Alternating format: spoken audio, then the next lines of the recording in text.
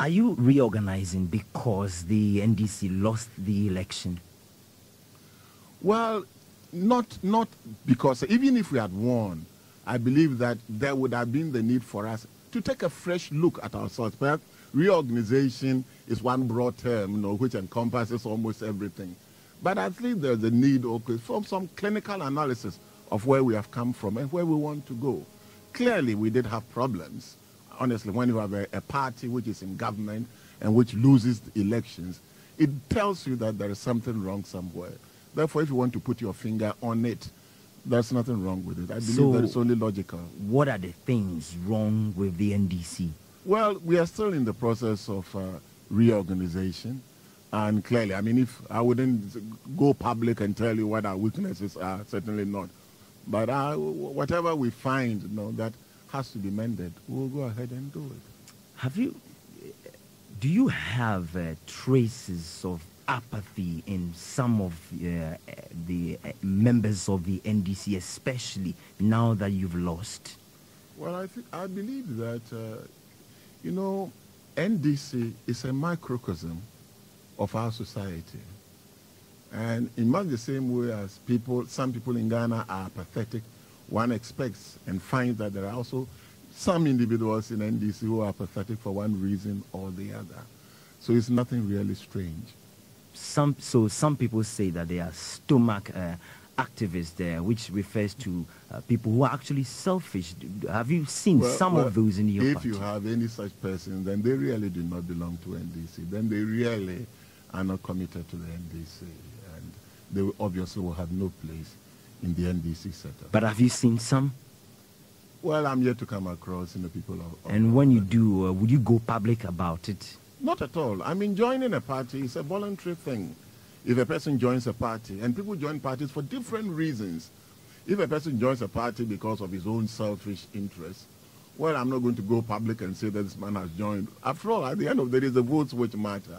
But we will find that the principles governing the party are such that persons with those characteristics will usually not last long. But what if, let's say in the past, just before the election, it is some of their actions or inactions that resulted in your defeat?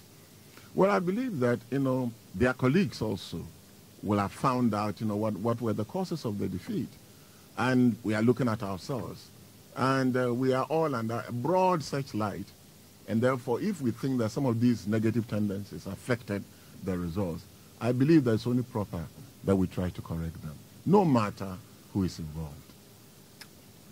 Professor Mills, can you explain why the National Democratic Congress has the Volta region as its stronghold? Well, I don't know what kind of explanation. I mean, NPP has Ashanti as their stronghold. It depends on people's choices, people's objectives, people's visions. After all, Freedom Association is open to all. So I really do not think that there should be any particular reasons for that.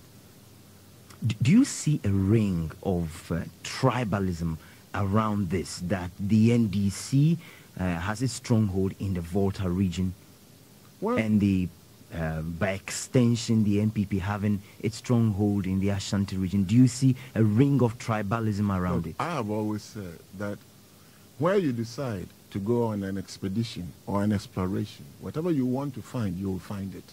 Yes. But if a lot of people from a particular area have joined a particular party, it may well be that the objectives of that particular society that they have joined are such that they reflect their own desires and needs and then concerns. So it is natural, therefore, that they will gravitate towards that particular party. I know that this country for a very, very long time, I mean, I grew up in an institution where tribalism was unknown. You never cared to find out where a person came from.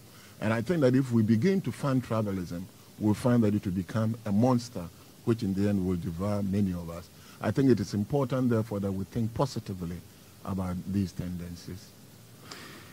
Right, now let's look at something a little bit different. Yes, the NDC lost the election. It's 9 long months now. There's a new party or government in place, the NPP government. What is your assessment of this government in the past 9 months? Oh, I believe that the current government must be assessed against the background of the promises which they made.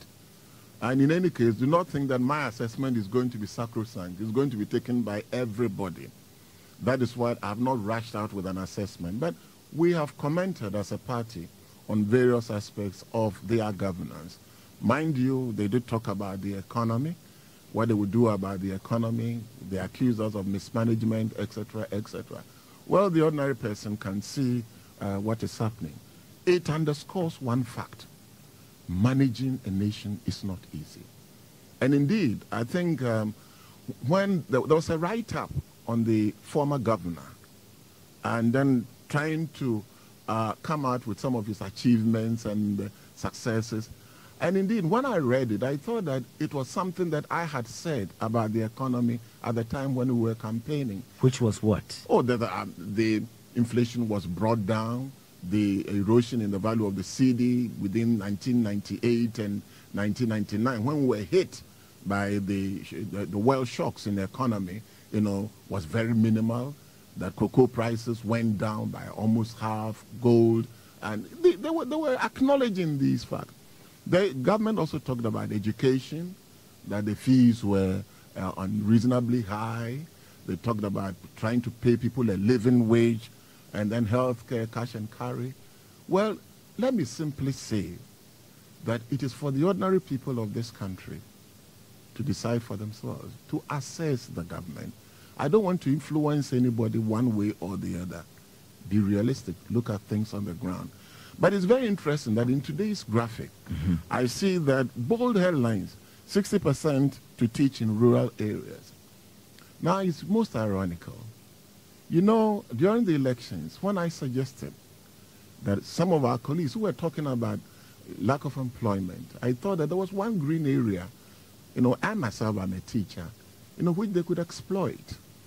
They brought an advert, and I believe that some of the people who featured in that advert are probably among the national servicemen who are going to teach in the rural areas. Now, what is dignifying about this? When indeed I was castigated for having suggested that they go into this noble profession of teaching. Well, all that I'm saying is that we say in Fanti, Ankobia Esewanko. Yes, now you are in the saddle. You must go through the same pains that we had to experience. Now you can see that it's one thing making promises and another thing getting to fulfill those promises. We wish them all the best. So, Professor Mills, what are some of the promises given by the NPP which you believe they will not be able to fulfill? Oh, no. I don't want to be a soothsayer. Certainly not. I wish them well. You are asking me about my assessment now. Yes. And yet that is what I've said.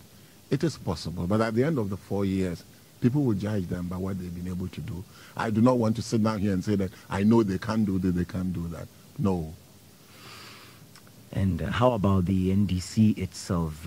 You have come a long way. You have had experience. Did you give some promises that you couldn't fulfill, and for what reasons? Oh, clearly. We had a long-term program.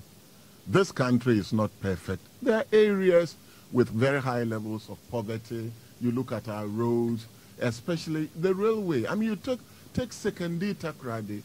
Now, the Twin City has collapsed because the railway system is not functioning the way it should.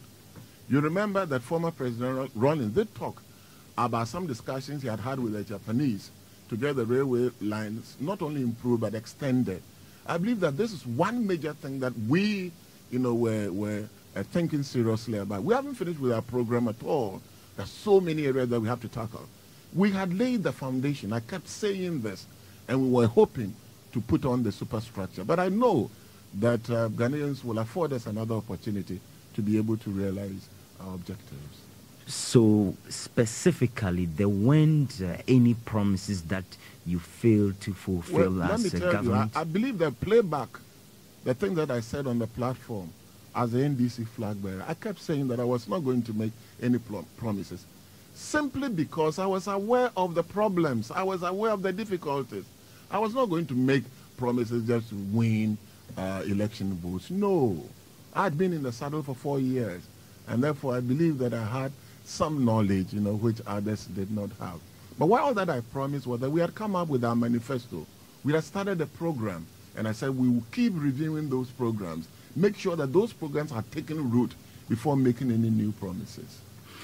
And going back a little bit, why did you think that positive message you had for Ghanaians didn't go down well enough to win you the presidency? Well, at the time, we had quite a number of difficulties. And I've said elsewhere that I believe that the major problem confronting us was the economy.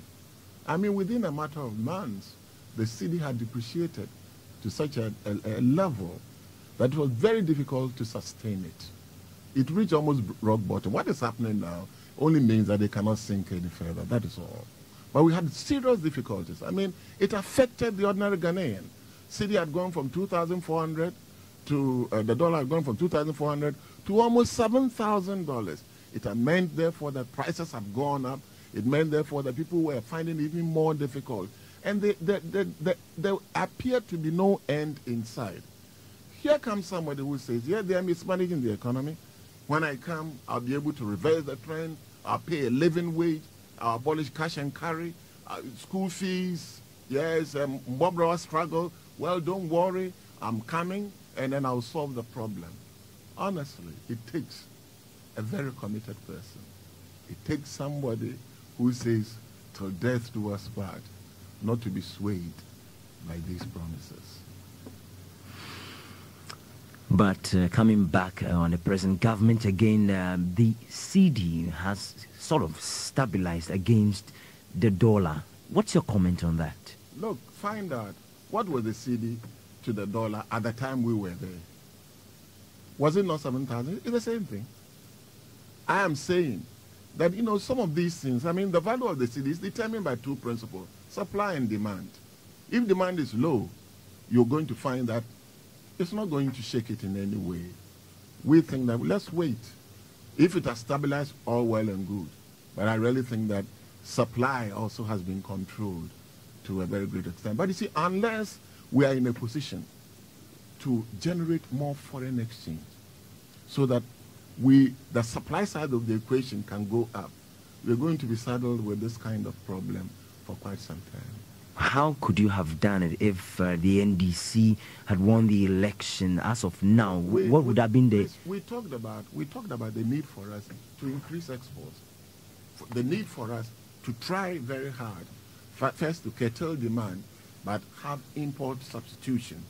This was one of the reasons, the major reason, that we decided to encourage the growing of rice in this country, quality grain, because we were importing, and we still do, $100 million worth of rice.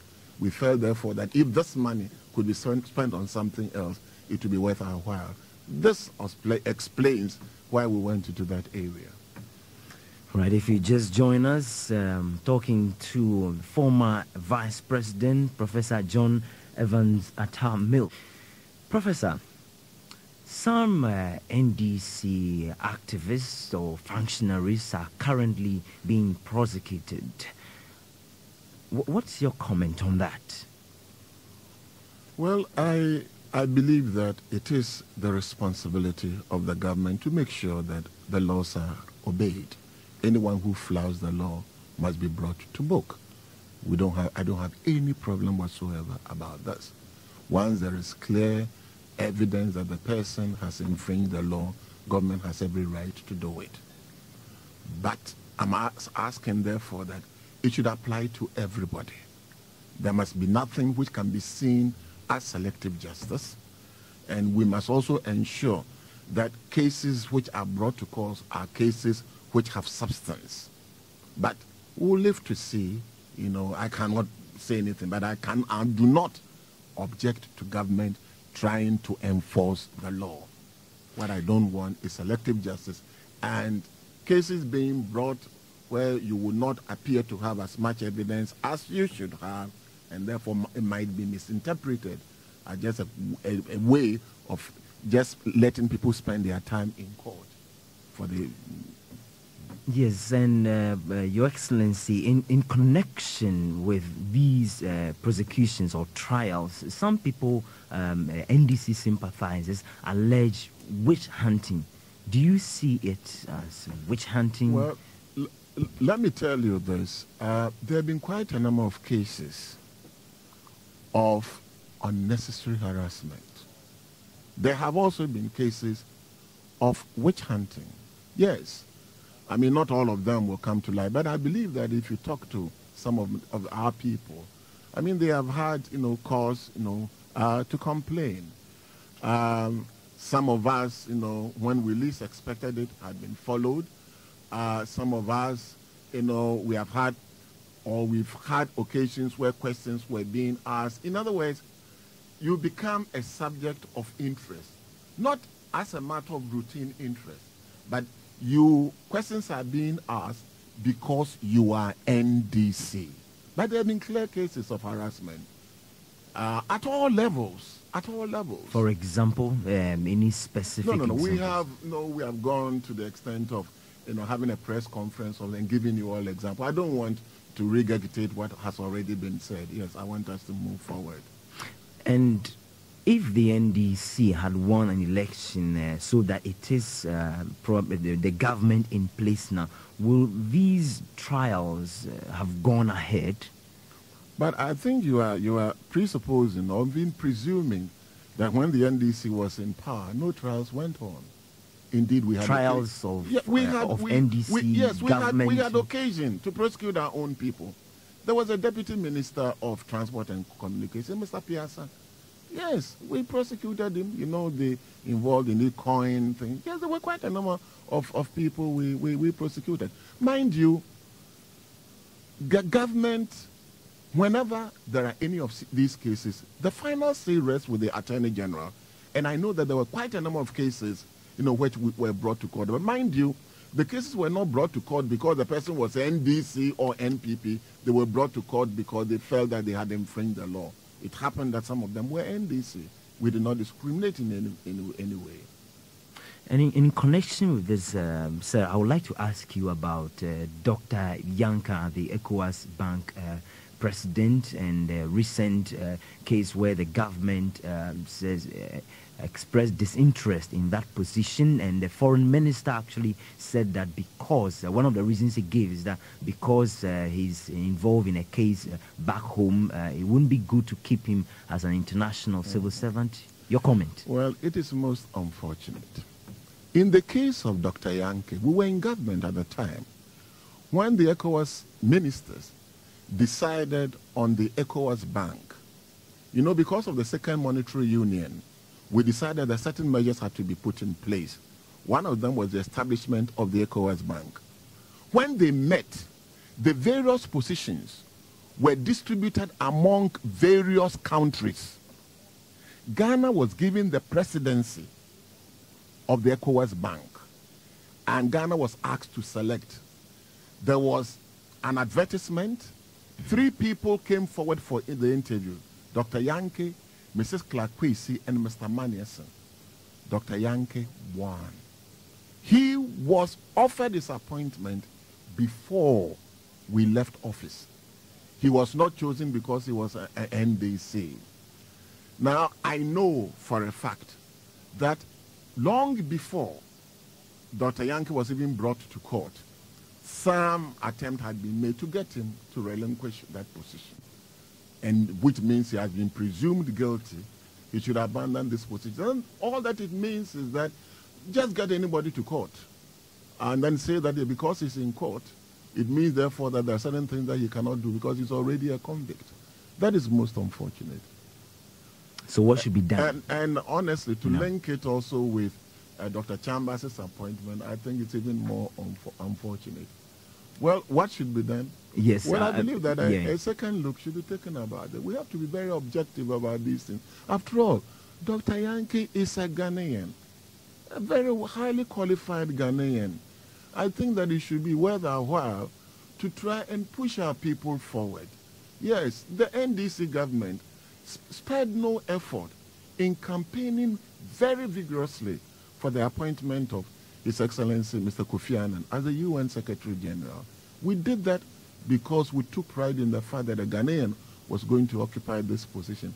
I believe that, where we are all actuated by this kind of spirit, then the tendency, therefore, to appear to be taking certain decisions for reasons other than those in the noblest interests of this country, can be avoided. Your former press secretary, Mr. Vincent Assisi, recently released a bombshell people consider a soap because he suggested that ex-President Rawlings should quit active politics. Do you subscribe to that? Well, I really don't know what is meant by being involved in active politics. I mean, when you comment on affairs of state, that doesn't mean that you are in active politics. But let's face it, President Rawlings is a Ghanaian. President Rawlings has a wealth of experience behind him. I think that he is entitled to comment on affairs of state. I do not expect, and in fact, the law does not allow President Rawlings to be a flag bearer again, or even a very, very high-profile holder of a position in a party. But he is entitled to express his views on national issues. One should not attempt, therefore, to disqualify him because he has been an ex-president. Let's face it, if Kwame Nkrumah were alive, if Dr. Buzia were alive, if Dr. Dankwa were alive, we know what happened in the case of Dr. Lehman. Did he keep quiet? He formed even his own party. You may say that the circumstances are different. But when you have people who are the very foundation of parties, where people look up to, it is very difficult. You must give guidance to the people who are following you. You must, from time to time, express views on this or that. So I really think that one must be able to draw a bold line of distinction. Yes, between what a person is entitled or has the liberty to do as a Ghanaian, as a citizen of this country, and what he is barred from doing because of some constitutional or other regulations. Why do you think ex-President Rawlings was severely criticized, probably severely criticized by a lot of Ghanaians after his June 4 speech and then the BBC, the famous BBC interview? Let me say that so much under the bridge, since this thing happened, I really thought that we would relegate it to the background of it. I was there at the time that he made those pronouncements. He should have been at the place to see the atmosphere. President Rawlings has always spoken like that. That is the way he is. That is the way he expresses himself. And, I have worked with him. A lot of us have worked with him for some time. I am convinced that he did not mean any harm. After all, we handed over peacefully to another government, something which is almost unprecedented in Africa. We helped very much to lay the foundation for democracy in this country. We invested in democracy. We should be the last people to see our investment go down the drain. You may not agree with what we said, but at the time that he made this, of course, there were people who were expecting that June 4th, President Rawlings would say something, and therefore I believe that even the editorials and the things were even said, written before he spoke. Yes. And I think, therefore, that it's important, therefore, to credit him, yes, with good faith, and also to know that he means well. That is all that I would say. You mentioned his manner and style, and that particular manner and style, some people say, is unbecoming of a statesman. Well, everybody is entitled to their own views. Yes, they are entitled to their own views, the way people speak, the way people express their views. I mean, you cannot change a person just because you don't speak that way or not. And in any case, I didn't find anything objection with his delivery of the thing. He tends to be very, very frank about certain issues. Some of us try to be diplomatic. by hiding, the real intention. He is not that type. We were known as proactive in promoting our media relations as we should have done. There were all kinds of reasons, yes. Perhaps we could have done much better than we did. I'll tell you.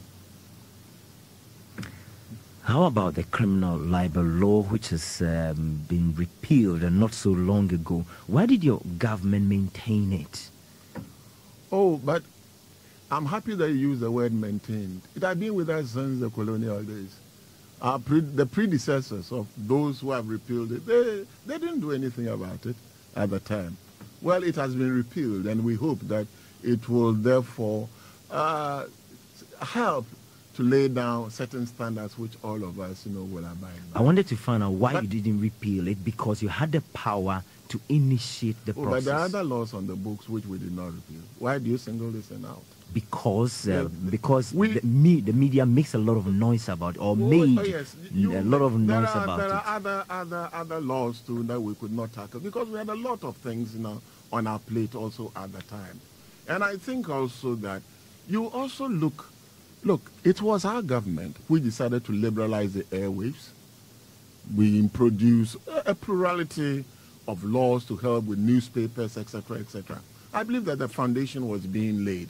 You will also admit that the media has also come a long way. Yes, there are self-correcting methods which are being introduced. So I believe that clearly the atmosphere, the climate is being built upon. And if, therefore, this is a result, well, there's nothing strange about it. And mind you, NDC parliamentarians did not oppose it. We went along with them. Yeah. And so what is the picture you can paint now, you want to paint now about the media presently?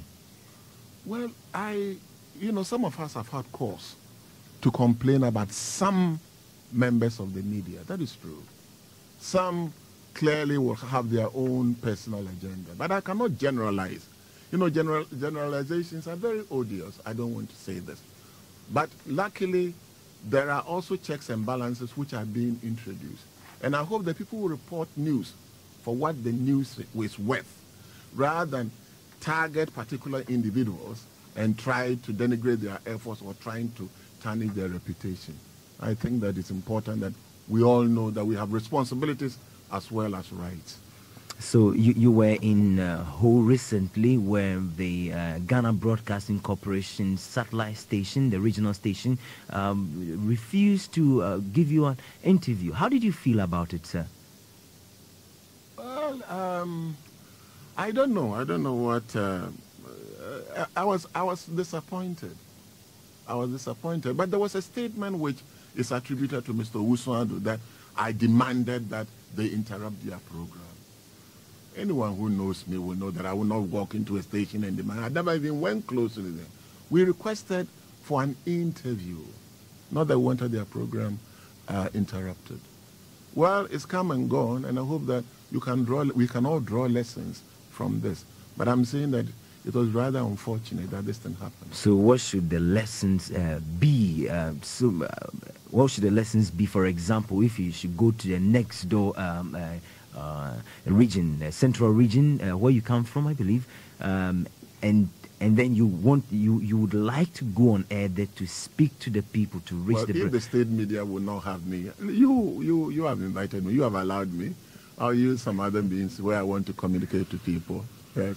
There may well be a time when they would want me to grant them an interview. But in any way, what time would that be, sir? Well, I don't know. But the state media, I also enjoined by the Constitution, yes, to grant reasonable access to their facilities. But of course, perhaps they understand the law better than we do.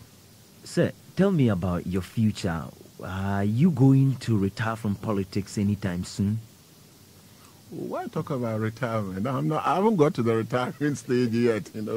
I'm still under 60, and until the good Lord calls me, I'll try to do the things that I know I can do best. Yes, and that is all. But retire from politics. Well, I haven't thought about retirement, and I don't know whether at the moment I'm always involved in politics. Yes, I will continue to be a committed member of the NDC. There's no doubt. Wherever I find myself, yes, my commitment will always be evident. So for all that it is worth, would you continue to be in politics forever, and I'm sorry to say, until you drop dead? No, let me put it this way. I'll continue to be a member of the NDC until I drop dead and serve it in capacities which I think I'm well equipped to serve in.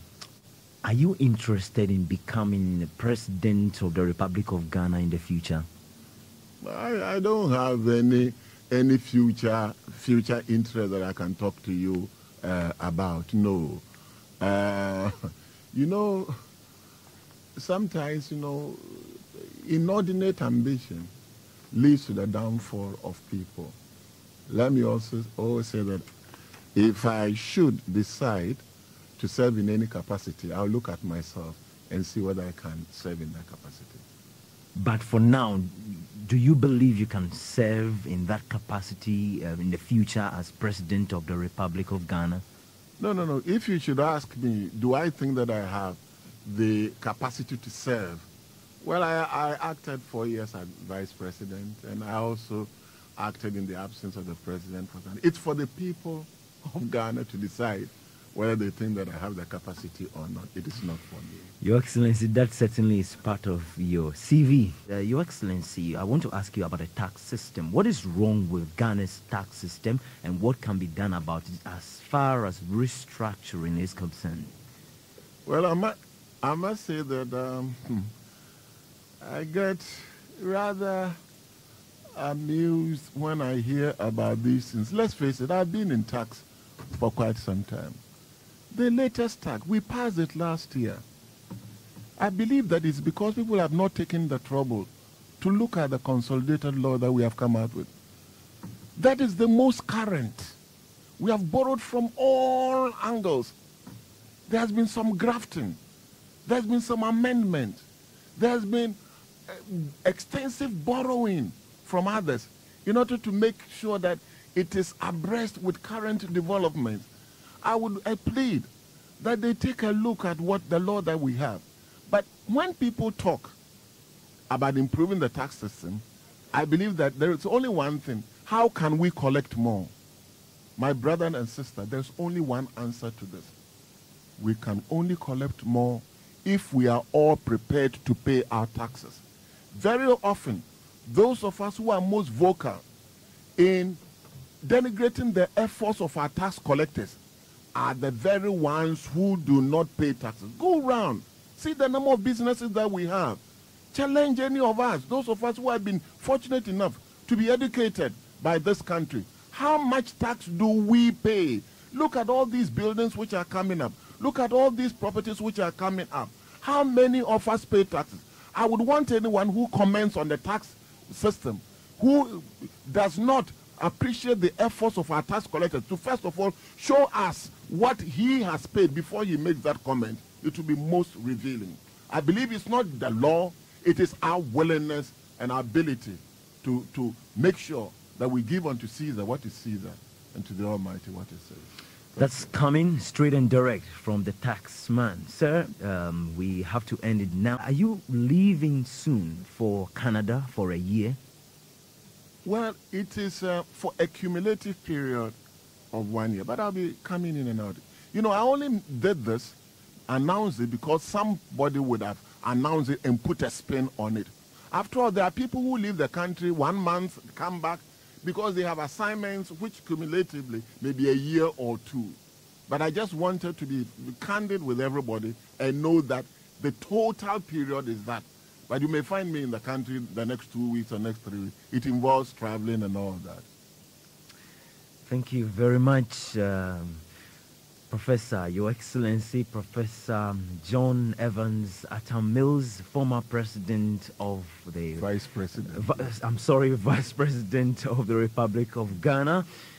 He has been my guest today on Big Issues. We'll do this again next week. I am Phillip Nyakpo, and thank you very much for joining us. Thank you. And bye-bye. It's been both a pleasure and an honor. May God help you. Thank you.